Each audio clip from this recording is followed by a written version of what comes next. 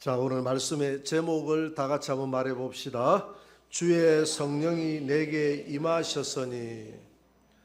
오늘 이 말씀은 우리 예수님이 그가 자라났던 곳 나사렛 회당에서 이사야 61장 1절 2절의 말씀을 펼쳐놓고 예수님이 설교하는 내용입니다.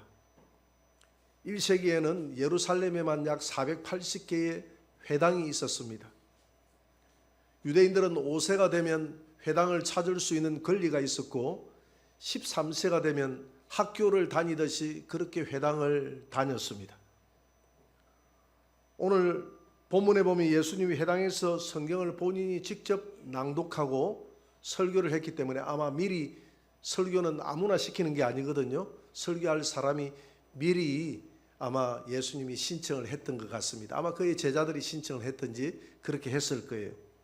그래서 예수님은 오랜만에 자기 고향에 찾아와서 고향 사람들에게, 나사렛 사람들에게 복음을 전할 수 있다는 그 기쁨 속에 이 이사야 61장의 말씀을 전했는데, 이 이사야 61장 1절 2절의 말씀은 이사야가 BC 700년 전에 장차 오실 메시아는 이런 사역을 하게 될 것이다. 장차 오실 메시아에게 하나님의 성령의 기름 부음이 있으면 가난한 자에게 복음이 들어가게 될 것이다. 포로된 자가 자유를, 눈먼 자에게 다시 보게 함을 얻게 될 것이다. 눌린 자가 자유케 될 것이다. 은혜의 해가 전파될 것이다. 이런 사역을 하는 자가 메시아의 사역이 될 것이다. 이 예언은 누구에 대한 예언입니까? 예수님 자신에 대한 예언을 예수님이 구약 성경을 지금 인용해서 예수님 자신에 대해서 인용을 해서 설교를 하는 것입니다. 그러면 하나님의 성령이 임하시면 첫째 일어나는 일이 예수님에게 하나님이 성령을 부어주셨어요. 그러면 예수님이 성령 충만을 받고 어떤 사역을 했는가? 누가복음 4장 18절을 한번 볼 수 있도록 합니다. 다시 한번 읽어봅시다. 주의 성령이 내게 임하셨으니 이는 가난한 자에게 복음을 전하게 하시려고 내게 기름을 부으시고, 이까지만 읽읍시다. 가난한 자에게 복음이 전해진다 이 말입니다. 가난한 자에게 복음을 전하게 하시려고 기름을 부었다. 그래서 사도행전 10장 38절에 보니까 예수님에게 성령을 기름 붓듯 부었다. 기름 붓듯 부어서 예수님이 마귀로부터 눌린 자들을 자유케 해주는 이런 사역을 했다. 그렇게 이야기하고 있습니다. 예수님은 사실 성령을 받을 필요가 없는 분이십니다. 왜냐하면 예수님 스스로가 하나님이시기 때문에. 그럼에도 불구하고 예수님에게는 인성과 신성이 있었어요. 하나님의 신성을 가진 반면에 예수님은 이 땅을 살아가면서 신성은 접어두시고 인성으로 사셨다 이 말입니다. 인성은 하나님 앞에 우리를 대신해서 사는 대역의 삶이기 때문에 하나님 앞에 성령을 받아야 돼요. 그래서 예수님은 그 인성에 성령이 기름 붓듯 부어져서 제일 먼저 한 일이 가난한 자에게 복음을 전하게 했다는 것입니다. 이 가난한 자라고 하니까 뭐가 생각이 납니까? 산상수훈이 생각나잖아요. 마태복음 5장 3절을 한번 보도록 합니다. 5장 3절을 같이 한번 읽어봅시다. 시작. 심령이 가난한 자는 복이 있나니 천국이 그들의 것임이요. 마음이 가난하다는 말은 마음이 순수하다는 것입니다. 마음이 깨끗하다는 것이에요. 맑고 욕심이 없는 무욕한 사람을 마음이 가난한 사람이다 이렇게 이야기합니다. 마음이 가난한 사람은 대신에 영적 갈급함이 있어요. 이 영적 갈급함이 진리를 찾고자 하는 영적 갈급함이 있다 이 말입니다. 그래서 오늘 이 자리에 나온 여러분들은 다 마음이 가난한 자들입니다. 마음이 가난했기 때문에 내 혼자 살 수 없기 때문에 뭔가 영적인 만족을 못해서 내 영혼의 영적인 갈급함을 찾아서 하나님 앞에 나온 줄 믿으시기 바랍니다. 그러나 마음이 부유한 사람은 복이 없어요. 그 말이거든요. 마음이 부유한 사람은 복이 없나니 천국이 저희 것이 아님이요. 그 말 아닙니까? 거꾸로 해보면 그죠?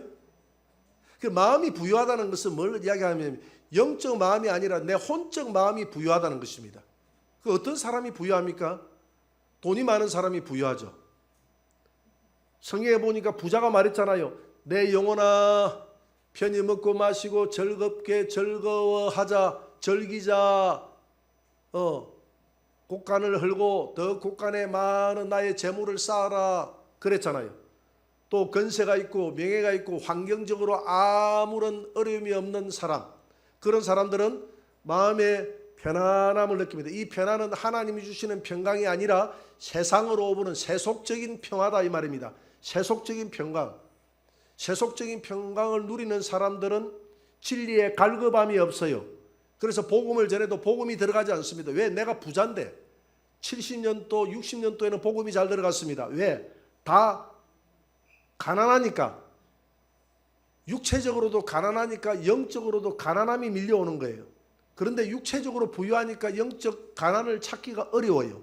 육체적으로 부유한 사람들은 내 영혼의 상태도 부유해진다 이 말입니다. 하나님으로 부유해지는 것이 아니라 세상으로 부유해진다 이 말입니다. 여러분, 하나님으로 부유하시기를 바랍니다. 그래서 이렇게 부자들은 영적 교만이 들어가서 복음이 들어가지 않아요. 당시에 예수님께서 가난한 자들을 찾아다니면서 복음을 전했습니다. 왜? 가난한 자들은 복음을 잘 받아들였어요. 그런데 권세자들과 부자들에게는 복음을 전하지 않았던 이유가 그들은 교만해서 복음을 받아들이지 않았어요. 물론 물질이 많은 사람 중에서 아리마대 요셉이나 니고데메 같은 사람은 마음이, 물질은 많아도 권력이 있어도 마음이 가난했기 때문에 예수님을 나의 구주로 영접할 수가 있었습니다. 그래서 우리는 하나님 앞에 가난한 마음을 달라고 기도해야 됩니다. 예수님은 가난한 어부들을 찾아가서 제자로 삼았고 예수님 스스로도 가난의 길을 선택했고 가난으로 태어났고 가난으로 살았던 분이 예수님이셨습니다. 그래서 예수님은 복음을 전할 때에 가난한 자를 찾아다니면서 복음을 전합니다. 여러분 마음에 하나님 앞에 영적 갈급과 가난한 마음을 달라고 기도하시기 바랍니다. 그러면 주님이 찾아오셔서 그 가난한 마음에 하나님의 성령을 부어서 가난한 마음을 영적으로 부유하게 만들어줄 줄 믿습니다. 두 번째로, 예수님에게 성령이 임하시면 어떤 사역을 하느냐. 예수님은 포로된 자를 자유케 해주는 그런 사역을 한다 이 말입니다. 당시 유대인들은 구약 성경을 읽었잖아요. 구약 성경을 읽을 때 이사야 61장 1절 2절을 읽었잖아요. 오늘 이 말씀을 읽을 때 포로된 자를 자유케 한다는 이 말의 의미를 로마로부터 포로된 자를 자유케 한다고 그렇게 읽었습니다. 오해를 했습니다. 그래서 앞으로 메시아가 오시면 그 메시아는 로마로부터 우리를 자유케 하실 분이다. 그래서 예수님이 예루살렘에 입성할 때에 그랬잖아요. 많은 사람들이 종려나무 가지를 끌고서 환영하며 또 그들의 겉옷을 펼쳐서 깔아놓고 호산나 다윗의 자손으로 오시는 예수여 우리를 구원하소서, 호산나 구원하소서 이렇게 외치지 않습니까? 구원이라는 것은 우리가 이야기하는 천국으로 가는 우리 영혼의 구원을 이야기하는 것이 아니라 로마로부터 우리를 구원하소서, 로마로부터 우리를 구원하소서 그렇게 외쳤거든요.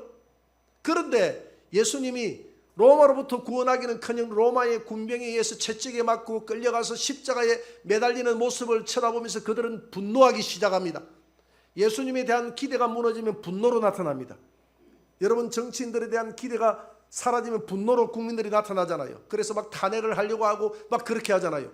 마찬가지입니다. 예수님에 대한 기대감이 무너지니까 분노로 나타나서 저를 십자가에 달려 죽게 하라 해서 예수님을 십자가에 못 박아 죽이는데 동의를 했다 이 말입니다. 그러나 예수님이 이 땅에 오셔서 포로된 자를 자유케 한다는 것은 무엇에 포로된 자? 사망과 죽음과 질병과 심판과 마귀로부터 우리를 자유케 하러 오신 줄 믿으시기 바랍니다.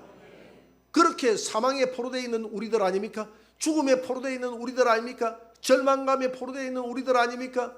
앞으로 심판에 포로된 우리가 아닙니까? 그러나 예수를 믿음으로 인해서 예수님은 십자가에서 그 포로된 우리를 자유케 했다 이 말입니다. 여러분, 자유케 되었음을 믿으시기 바랍니다. 사람이 가난의 포로가 되어도 살아가기가 힘들어요. 가난하게 살아도 포로가 되지 않고 자유롭게 살아가는 사람이 있습니다. 그런 사람들을 많이 봅니다. 예수님의 제자들은 다 스스로 가난을 자청했습니다. 예수님의 제자들은 물질을 버렸어요. 사도 바울도 가지고 있는 거 다 버렸습니다. 그러나 한 번도 가난하게 살았다고 이야기하지 않습니다. 부유하게 살았다고. 내게는 모든 것이 있다라고 이야기했습니다. 사도 바울이 그랬지 않습니까? 그 가난에서 우리가 자유함을 얻어야 됩니다. 질병으로부터 포로된 자들도 자유를 가져야 됩니다. 그 질병의 모든 근원이 하나님께로부터 왔음을 믿으시고 하나님이 어떤 결과를 내게 주시든지 거기에서 자유할 수 있는 마음을 달라고 기도하시기 바랍니다. 그리고 신체적으로 장애가 있어도 우리가 자유할 수 없는데 자유할 수 있는 마음을 달라고 기도해야 됩니다. 자유할 수 있는 마음을 달라고 기도해야 되는 거예요. 그러나 사람들이 가장 고통스러워하는 그 괴로움은 죄와 사망과 죽음과 심판으로부터 자유케 되는 것입니다. 사망의 포로가 되어 있는 것입니다. 여러분, 이 세상 사람들의 궁극적인 그 목표가 뭡니까? 궁극적으로 영원히 사는 것 아닙니까? 그런데 사람들이 영원한 삶을 누리지 못하고 죽어갈 때 얼마나 절망해하고 좌절해하고 울며 통곡해야 합니까? 그게 포로가 돼서 그렇거든요. 예수님에게 성령이 임하시니까 성령 충만을 받고 예수님은 죄와 죽음과 심판으로부터 우리를 자유케 했습니다. 그것뿐만이 아니라 예수님만 그런 것이 아니라 우리에게도 하나님의 성령이 임하시고 하나님의 복음이 내 안에 들어가서 성령께서 복음을 따라서 성령은 자연적으로 오시는 것이거든요. 복음이 따라오면 성령이 따라오는 줄 믿으시기 바랍니다. 그래서 복음이 들어오면 성령께서 그 복음으로 인해서 우리를 모든 것에서 자유케 하는 것입니다. 혹 우리의 마음이 고통스럽고 어려운 환경에 놓여 있을지라도 하나님 앞에 그 자유를 회복해야 됩니다. 스스로 회복해야, 기도 가운데 회복해야, 예배 가운데 회복해야 돼요. 말씀 읽는 가운데 회복해야 돼요. 선포하면서 회복해야 될 줄 믿습니다. 일본이 낳은 가가와 도요이코라는 성자 목사님이 있습니다. 그는 사선을 넘어서라는 책을 판매했는데 이 책이 베스트셀러가 되어서 전 세계에 읽혀졌습니다. 이 가가와 도요이코 목사님은 일본의 유명 정치인의 사생자로 태어났습니다. 그는 복음을 받아들이고 복음이 좋아서 신학교를 갔습니다. 그런데 그는 당시에 불치병이라고 하는 폐병에 걸리게 됩니다. 그래서 교회에서 전염을 우려해서 사람들이 교회를 나오지 못하게 만들었습니다. 학교에서도 퇴학 처분을 했습니다. 학교에 나오지 못하도록. 왜? 질병이 걸려가지고 학교에 오염이 되면 안 되니까. 그래서 가가와 도요이코 목사님은 스스로 절망하면서 예수님은 없다, 하나님은 없다, 그리고 그리스도인들도 다 엉터리다, 사람이 병들고 외로우면 모든 것이 원망스러울 때가 있어요. 그런 원망이 찾아온 것입니다. 그래서 그는 스스로 목숨을 끊으려고 했던 것입니다. 그때에 그의 친구 하나가 그에게 이런 기띔을 해줍니다. 도요히코야, 저 가나사와라는 북쪽 지역의 도시에 가면 나가노라는 목사님이 있는데 그 목사님을 한번 찾아보고 상담을 해봐라. 그러면 네가 고민하는 이런 문제들이 해결될 수도 있을 것이다. 그분은 훌륭한 분으로 소문이 나 있다. 그렇게 이야기를 했습니다. 그래서 그는 지푸라기라도 잡는 심정으로 차를 타고 저 가나사와라는 지역에 있는 나가노 목사님을 수소문 끝에 찾아갑니다. 찾아가 보니까 천막교회였어요. 마침 찾아갔는데 그날 저녁이 수요일 저녁 예배 시간이었습니다. 목사님은 두 딸과 사랑하는 아내를 앞에 앉혀놓고 5년 동안 단 한 명의 성도도 없이 5년간 목회를 했는데 한 명도 전도를 못하고 그렇게 설교를 했는데 어느 날 갑자기 수요일 저녁에 성도가 들어오니까 목사의 목소리가 어떻게 되겠습니까? 목소리가 커지겠죠. 열정적으로 설교를 합니다. 제가 새벽 설교나 수요일 설교 때 설교가 길어지거나 목소리가 높아가면 우리 사모가 오늘 또 새신자로 왔는가 봐요. 그러는 거예요. 그렇게 이야기해요. 우리 정말순 집사님이 저 어디입니까? 정산입니까? 정관에 있는 뭐 사천성인가 뭔가 하는 그 식당의 주인을 전도를 해가지고 그 가까이에 있는 교회에 전도를 해줬습니다. 저하고 같이 가서 예수님을 영접시켰고 우리가 성경까지 다 줘가지고 그 교회를 소개를 시켰어요. 집사님이 직접 가가지고 소개를 시켰어요. 그 여 목사님인데 성도 하나가 들어오니까 너무 좋아하는 거예요. 근데 이분들이 중국집을 하다 보니까 마치고 난 다음에 교회를 가면 늦게 가요. 수요 설교 예배 마칠 때 정도 들어가고 심야 기도에도 설교 마칠 때 정도 들어간다는 거예요. 그럼 목사님이 이들이 들어오면 갑자기 목소리가 높아지고 힘을 내서 막 정열적으로 설교하고 설교가 길어진다는 겁니다. 그렇게 한다는 거예요. 그 목사님 그 초신자도 느끼는 거예요. 나가노 목사님이 그날 저녁에 너무 기분이 업되어서 5년 만에 첫 성도가 들어왔으니까 얼마나 열정적으로 설교를 했습니까? 설교를 하고 그 다음에 밥을 차려서 저녁을 안 먹었다고 하니까 같이 밥을 먹었어요. 근데 밥을 먹다가 이 형제가 갑자기 각혈을 해서 피를 쏟아냅니다. 그래서 피가 온 반찬에 다 튀어서 밥을 먹을 수가 없어요. 나가도 목사님은 잠시 고개를 숙이고 묵상 기도를 한 후에 그 밥상을 가지고 나가서 다시 싹 청소해서 밥상을 다시 차려와 가지고 이 청년에게 밥을 대접을 합니다. 그리고 같이 밥을 떠는 거예요. 이 가가와 도요 있고 이 청년이 그날 저녁에 예수님을 발견한 겁니다. 누구를 통해? 나가도 목사님을 통해서 예수님을 발견하고 그날 저녁에 중생의 체험을 했다고 그랬습니다. 여러분, 하나님이 불신자들을 통해서 예수님을 발견할 때 누구를 통해서 발견하는 것이 아니라 믿는 저와 여러분들을 보고 발견하는 것입니다. 그래서 저와 여러분들이 잘 살아야 돼요. 모범적으로 살아야 우리 가족의 모든 형제들이 다 돌아옵니다.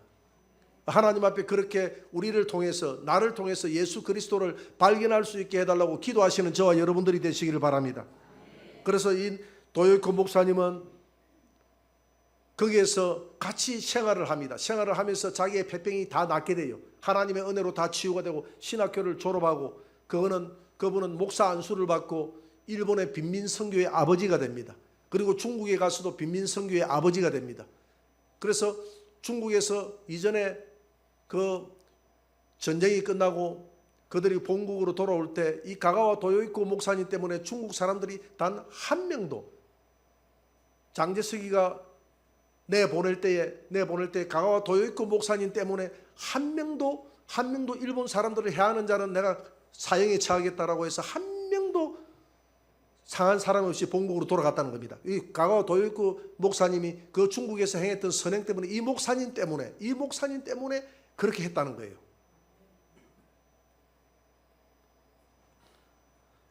가가와 도요이코 목사님은 나가노 목사님 때문에 중생을 체험했다고 했습니다. 자기에 눌려있는 모든 그동안 그리스도 안에서 눌려있는 자유함을 얻지 못했던 그 죄와 죽음의 문제에서 자유함을 얻었던 것입니다. 여러분, 이런 자유함을 얻으시기 바랍니다. 주일학교 복음성가에도 이런 노래가 있지 않습니까? 오 우리 영혼이 벗어났도다 사냥꾼의 올무에서 새같이 오 우리 영혼이 벗어났도다 사냥꾼의 올무에서 새같이. 오늘 이 찬양을 아는 우리 주일학교 교사들 손들어 보라니까 한 명만 손들더라고. 아침에 일부 시간에. 나머지는 왜 손을 못 드느냐? 신세대가 돼서 그래. 이 노래를 아는 사람은 구시대 사람들이에요. 구시대 사람들이 이 노래를 다 알아요. 지금 이 복음성가 찾기가 어려워요. 우리 영혼이 벗어났도다 사냥꾼 저 마귀의 올무에서 우리를 자유케 했도다. 믿으시기 바랍니다. 그래서 성령이 오시면 어디에 포로가 되어 있든지 세상에 포로되어 있는 우리를 하나님은 어떤 가난에서 질병에서 그 고난에서 우리를 자유케 한다는 것입니다. 어떤 환경 속에서도 우리를 자유케 한다는 거예요. 내 영혼이 자유하니까 모든 걸 초월하는 거예요. 그리고 세 번째로 하나님의 성령이 오시면 예수님을 통해서 하는 사역이 있는데 눈먼 자에게 다시 보게 함을, 눈먼 자에게 다시 보게 하는 역사가 일어난다는 것입니다. 사람의 눈이 멀어졌어요. 눈이 멀어졌다는 것은 육신의 눈이 멀어진 것이 아니라 영의 눈이 멀어진 것입니다. 아담과 하와가 선악과를 따먹고 범죄하고 난 이후에 사람의 혼의 눈은 밝아졌어요. 혼의 눈이 뭡니까? 양심의 눈이라는 거예요. 양심이 마음속에 생겨나서 선과 악을 구별할 수 있는 눈이 생겨났습니다. 그런데 반면에 하나님을 느끼고 하나님을 호흡하는 영의 눈이 감겨져 버렸습니다. 그래서 하나님을 알지 못하는 거예요. 태어나면서부터 사람들이 하나님을 찾지 않는 거예요. 살아가면서도 하나님을 찾지 않는 겁니다. 왜? 그 영이 닫혀있기 때문에, 영의 눈이 감겨져 있게 하나님이 보이지 않는 것입니다. 그러나 저와 여러분들은 믿음의 눈이 열려서 우리 하나님을 보고 천국도 믿고 예수님도 믿는 줄 믿습니다. 이렇게 아멘하고 우리가 할렐루야 하나님을 보이지 않지만 찬양하는 이유는 믿음을 통해서 영 안의 눈이 열렸기 때문에 저와 여러분들이 하나님을 찬양하는 것입니다. 그래서 엠마오 24장에 보니까, 엠마오 24장이 아니라 엠마오 24장 이렇게 뭐 외경에 있습니까? 내가 말을 잘못한 것 같아요. 누가복음 24장에 보니까 엠마오로 내려가는 두 제자가 있었어요. 엠마오로 내려가는 두 제자가 예수님이 옆에 함께 했지만 그들의 영안의 눈이 갇혀서 하나님을 알아보지 못합니다. 예수님을 알아보지 못하는 거예요. 그러나 예수님이 주막에 들어가서 축사하니까 에베소서 1장 17절에 지혜와 계시의 영이 그에게 임하여 그들의 눈이 떠지니까 예수님을 알아보는 거예요. 그래서 하나님의 성령이 임하시면 영적으로 잠들어 있는 우리의 영안의 눈을 열어서 예수님을 보게 하고 영생을 보게 하고 하나님 나라를 보게 하는 그런 역사가 일어나게 될 줄 믿습니다. 헬렌 켈러라는 사람이 있습니다. 그는 눈도 귀도 입도 다 막혀 있는 사람입니다. 그래서 사람들은 그를 바라보면서 불행한 여자라고 이야기했습니다. 그러나 헬렌 켈러는 그렇게 말했습니다. 내 육신의 눈으로는 볼 수 없지만 내 귀로는 들을 수 없지만 내 입으로 말할 수 없지만 그는 그를 통해서 뭐라고 이야기했? 나는 하나님을 보고 천국을 보고 나는 영생을 바라봅니다. 누가 이 여인을 불행하다고 이야기할 수 있겠습니까? 세상 사람들은 육의 눈으로 보고서도 천국을 보지 못하고 영원한 천국을 보지 하나님을 볼 수 없는데 이 여인은 비록 세상적으로 볼 수 없고 귀로 들을 수 없고 입으로 말할 수 없지만 하나님을 바라보니까 천국을 보니까 이 여인은 행복한 여인 아닙니까? 성령이 오시면 이렇게 영안의 눈을 떠서 하나님을 바라보게 하시고 천국을 보게 하시고 이 소망 가지고 힘차게 살아가게 하는 줄 믿으시기 바랍니다. 그리고 네 번째로 예수님에게 성령이 오시면 하는 일이 있는데 그게 뭐냐면 눌린 자를 자유케 한다. 오늘 눌린 자를 자유케 한다고 그랬지 않습니까? 마귀는 우리의 의지를 누르는 것입니다. 우리의 의지를 꽉꽉 눌러서 의지가 많이 눌린 사람은 우울증이 옵니다. 공황증이 와요. 신경쇠약이 오고 폐쇄공포증이 오고 살아갈 의욕을 잃게 됩니다. 우리의 환경 속에서 이런 문제를 만드는 거예요. 그래서 의지가 눌려서 제게 자꾸 찾아오시는 분이 있었어요. 그래서 제가 그랬습니다. 나가서 일을 한번 해보세요. 기도해주고. 그래서 이분이 시금치 캐는 데로 가서 시금치. 그래서 시금치를 계속 캐다 보니까 마귀가 아무리 눌러도 내가 시금치 캐는 할당량이 있잖아요. 시금치 캐보신 분들 알잖아요. 그 할당량이 있어요. 할당량이 있으니까 이만큼 할당량이 내가 채워야 되겠다는 생각으로 열심히 일을 하니까 이 마귀가 이 더러운 귀신이 눌러라 어지야 눌러져라 하고 아무리 눌러도 내가 시금치를 빨리 뽑아야지 이렇게 생각하니까 이 의지가 눌려지는 것이 아니라 내가 의지가 살아나는 거예요. 할렐루야. 그래서 우울증이 해결돼 버렸어. 그래서 내게 기도 받으러도 안 와요. 그래서 저는 이 우울한 사람들에게 그럽니다. 그냥 정신 나간 사람처럼 돌아다니라고 그럽니다. 이 산을 돌아다니고 저 산을 등산하고 돌아다니고 하다 보면 정신이 돌아오게 되는 거예요. 왜? 결국 이거는 의지가 눌린 상태에서 오는 병이기 때문에 의지가 눌렸어. 그래서 우리가 약을 먹는데 약이라는 것은 내 의지가 어디서 오면 내 혼에서 오잖아요. 내 정신에서 오잖아요. 내 정신을 혼미하게 만들어요. 약을 먹고 나면 혼미해져 버려요. 감기약 같은 거 먹고 나면 혼미해져 버리죠. 사람이 혼미해지니까 기분이 몽롱해져 버립니다. 기분이 몽롱해져 있는 상태에서 마귀가 더러운 귀신이 와 눌러라 해도 네가 눌러봐라. 나는 혼미하다. 그래서 안 눌려지는 거예요. 안 눌려지니까 임시적으로는 내 병이 나은 것 같아. 임시적으로는 나은 것 같지만은 약 떼고 나면 나은 게 아니다 해도요. 가장 강력한 방법은 그래서 좋은 방법은 시금치 캐러 가는 것이다. 그러나 그보다 더 강력한 방법이 있는데 그 방법이 뭐냐면 성령 충만을 받는 것이다. 성령 충만을 받으면 눌린 자를 자유케 한다. 그래서 성령 충만 받아서 폐쇄공포증에서 해방되고 공황증에서 해방되고 눌린 것에서 해방되는 사람들을 그 간정들을 얼마든지 보게 됩니다. 오늘 이 시대가 얼마나 우리에게 압박을 줍니까? 우리에게 고난을 주잖아요. 내가 감당할 수 없는 고통의 문제가 밀려오잖아요. 사람들은 그 문제를 해결하지 못해서 스스로 목숨을 끊는 경우도 있잖아요. 그래서 우리는 선포해야 됩니다. 주님의 이름으로 선포해야 됩니다. 내 영혼아 일어나 빛을 발할지어다. 내 영혼아 낙심하지 말지어다. 내 영혼아 자유할지어다. 내 영혼아 평강할지어다. 내 영혼아 포기하지 말고 물러서지 말고 절망하지 말고 일어날지어다. 그렇게 하면 항상 말씀을 따라서 찾아오시는 분이 있는데 함께 오시는 분이 누굽니까? 성령님이십니다. 하나님 말씀을 따라서 함께 그 말씀을 따라서 역사하는 분이 성령님이기 때문에 성령께서 우리를 자유케 해주는 역사가 일어나게 될 줄 믿습니다. 이 눌려오는 이 억압을 이기지 못해서 목숨을 끊었던 사람이 있는데 바로 가룟 유다 아닙니까? 가룟 유다는 밀려오는 그 고난을 이길 수가 없었습니다. 내가 우리 선생을 십자가에 못 박고 내가 은 30냥에 팔았다는 그 고난 속에 예수님을 팔았던 이 돈의 귀신이 떠나고 나니까, 마귀가 떠나고 나니까 이 가룟 유다에게 자살의 영이 들어와서 너 죽어라고 이야기를 했습니다. 가룟 유다는 견딜 수가 없었어요. 그러는 그 눌려있는 그 마음을 이기지 못하고 목숨을 끊었습니다. 그러나 베드로는 똑같이 예수님을 부인했지 않습니까? 베드로는 예수님을 부인했어요. 그렇지만 베드로는 닭이 새벽닭 울기 전에 3번 내가 나를 모른다고 부인하리라라고 주님이 말씀했는데, 새벽닭이 울 때 그는 하나님 앞에 회개하면서 통곡하면서 회개했다고 그랬습니다. 가룟 유다가 회개했으면 하나님 앞에 하나님이 용서하고 돌아왔을 거예요.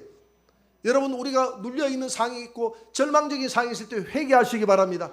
하나님 앞에 회개로 기도하시기 바랍니다. 들려오는 전설에 의하면 베드로는 그때부터 닭만 쳐다보면 경기가 난다고 그랬어요. 어떤 사람이, 사기꾼이 천국의 문 앞에 갔어요. 그래서 베드로에게 나도 천국에 들어가야 되겠습니다라고 이야기했으니까 심사위원이 베드로라.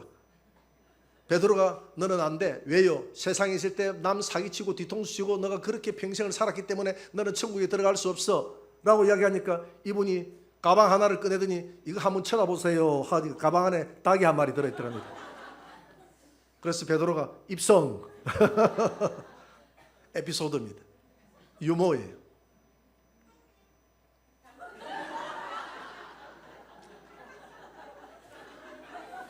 아멘 했습니까? 네? 맞는 말이라고. 여러분, 세상에서 가장 큰 은혜가 뭐냐 하면 자유입니다. 자유. 내 영혼이 죄로부터 자유하는 거예요. 세상으로부터 자유하는 거예요. 그래서 헨리는 나에게 자유를 달라, 아니면 죽음을 달라, 위험하는 자유보다 우선하는 것은 없다라고 했습니다.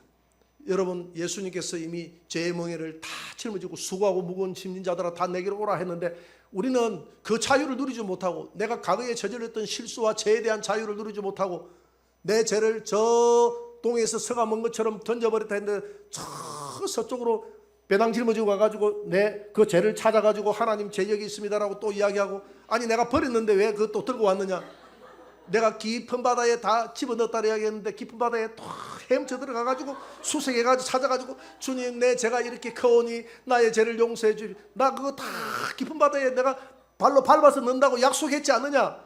그래도 그렇지요 주님. 그래서 주님이 그러잖아요. 내 기억치도 아니하리라 했는데 자꾸 기억을 되살려 주니까, 나는 내가 잊어버린데 네가 기억을 되살려 주니까 생각이 나네. 하나님 그러는 거예요. 한번 하나님 앞에 회개한 것은 내 감정이 비록 죄에 대한 죄책감을 준다 한다 할지라도 한번 회개한 것은 하나님께서 기억지도 않은 줄 믿으시기 바랍니다. 이것이 복음입니다. 너희가 그 은혜로 인하여 믿음으로 말미암아 구원을 얻었나니 이것이 너희에게서 난 것이 아니요 하나님의 선물이라. 행위에서 난 것이 아니니 아무도 자랑치 못하게 하려 함이라. 할렐루야. 마지막으로 하나님의 성령이 임하면 누가복음 4장 19절을 한번 떼어봅니다. 다 같이 시작. 주의 은혜의 해를 전파하게 하려 하심이라. 이 은혜의 해는 뭐냐면 희년을 말하는 거예요. 희년. 희년이 뭐냐면 이스라엘 나라 사람들은 땅을 조상으로부터 부여받았던 땅을 팔면 안 돼요. 그런데 너무 가난해서 땅을 팔았습니다. 땅을 어쩔 수 없이 팔았어요. 팔았지만 그 판 땅은 50년이 지나면, 희년의 해가 되면 원주인에게 돌려줘야 됩니다. 너무 기분 좋잖아요. 기분 좋잖아요. 그래서 희년이라고 하는 것입니다. 기분 좋은 날, 희년이라고 하는 거예요. 그리고 내가 남의 집에 돈을 많이 빌렸어. 갚을 길이 없어. 그래서 내가 종살이를 합니다. 남의 집에 종이 돼서 들어갔어요. 평생 종살이 하다가 50년이 차면 그 종살이에서 해방되는 거예요. 50년이 차면 해방되기 때문에 모든 것이 희년이 되는 것입니다. 이 희년의 주인공은 누구를 의미하느냐면 예수 그리스도를 의미하는 거예요. 우리 인류는, 우리 인간은 마귀로부터 저 에덴 동산을 뺏겨버렸잖아요. 에덴 동산의 토지를 잘 지키라고 하나님이, 우리 조상 되시는 하나님이 우리에게 물려줬는데 우리가 뺏겨버려서 마귀에게 팔아버렸어. 그런데 저걸 찾을 길은 희년이 와야 찾는데 그 희년을 누가 선포했느냐 하면 이 땅에 예수님이 오면서 십자가를 짐으로써 희년을 선포했다 이 말입니다. 하나님의 성령이 예수님에게 임하면서, 마가의 다락방에 성령이 임하면서 우리에게 희년을 선포했다 말입니다. 그래서 예수님이 오고 난 이후부터 지금까지는 모든 것이 희년이에요. 희년. 그래서 저와 여러분들은 자유하라는 것입니다. 희년이기 때문에 자유하라는 것입니다. 오 자유, 오 자유, 나는 자유하리라. 비록 얽매였으나 나는 이제 돌아가리. 자유 주시는 내 주님께. 오 자유, 이 노래는 다 아시죠? 한번 같이 한번 해봅시다. 오 자유, 시작. 오 자유, 오 자유, 나는 자유하리라.